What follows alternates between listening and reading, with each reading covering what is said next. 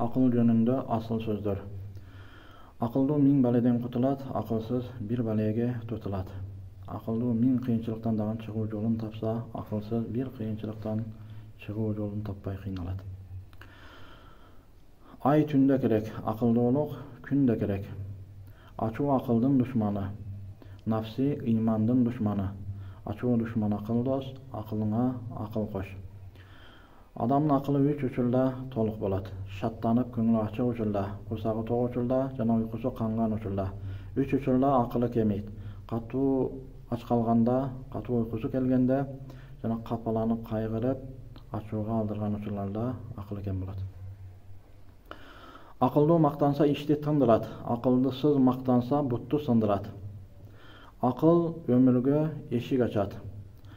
Акылсыз азапка жакын болот. Акылсыз какчык сөзгө жакын болот, какчык сөз кадырлашты бузат. Акылы аздын азабы көп болот. Акылы жокко акча токтобойт. Акылы жок адам акча тапса чыгашасын эсептебейт. 10.000 киреше тапкан акылсыз айдын аягында бир айда 10.000 тапса, ошол айда 15.000 чыга кылып коюшу анык мүмкүн. Башкалардан карыздар болуп калат акылсыз адам. Ал эми акылдуу адам канча аз таппасын ошону үнөмдөп жашайт.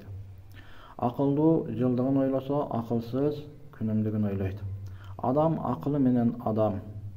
Аз уктаган акылга бай болот. Ай чырайлуу бал сөздүү акылман адам элеси. Арак ичкен тойдомас, акылы жок күндомас.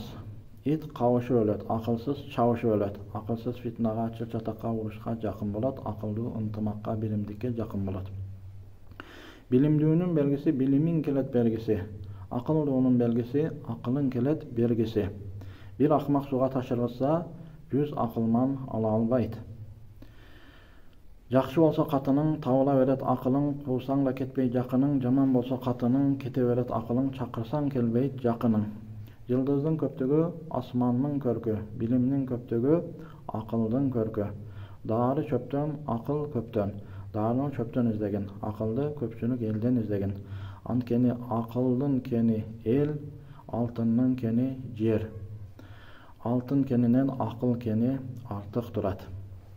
Көп акымактын агасы болгончо бир акылдуунун иниси болгон. Кур'ан Керимде Аллах Таала Мүлк сүрөсүнүн 10 аятында акылга тиешелүү Аллах Тааланын аяты бар. Астагфируллах.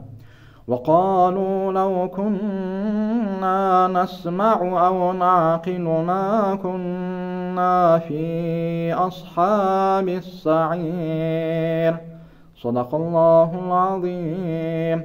Тозок элдер тозокко түшкөндө периштелер силерге бир эскертүүчү Алланын аяты келбедиби дегенде алар лау кунна, эгер эле биз ошол Аллах тараптан келген элчилердин сөзүнө укканыбызда же Аллах түшүргөн аяттарга акыл жүгүрткөнүбүздө тозок эйлери болуп калбайт элек деп кылган күнөөлөрүн мойнуга алып, алар тозок болуп калышат экен. Аллах Тааланын ар бир аятын акылыбыздан өткөрүп, акыл жүгүртүп жашайлы, иншалла ушул нерсе бешикке алып барат. Аллах Тааланын аяттарына акыл жүргүзбөө, акыйкат сөздү укпоо бул тозокко алып баруучу эки чоң өзгөчөлүктөн болот. وَمَا يَعْقِلُهَا إِلَّا الْعَالِمُونَ.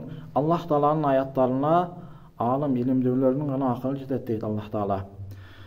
Акылга тиешелүү Аллах Тааланын көптөгөн аяттары бар. Пайгамбар саллаллаху алейхи вассалам хадистер бар. Ошол хадистердин биринде акылдуу адам нафсин тарбиялап, өлүмдөн кийинки жашоосу үчүн амал кылат. Акылсыз адам нафсин гана эргешет. Жана Кудай Таала кечирет деген, кечирим үчүн эч бир амал кылбастан Кудай кечирет деп эле жүрө берет дейт. Акыл Карачаш деген улуу кыргызда улуу акылман адам өткөн. Мына ушул акыл Карачаштын өмүр баяны тууралуу маалымат алыңыздар дагы. Акылдуу болууда кичине андан дагы үлгү алалы. Анын окуясы узун чоң болгондуктан видеого айтсам видео узарып кетет. Ошондуктан кыскартайын. Акылдын сөзүн тыңдасаң кулактын курчун кандырат. Тантык менен сүйлөшсөң бир күндүк жолдон калтырат.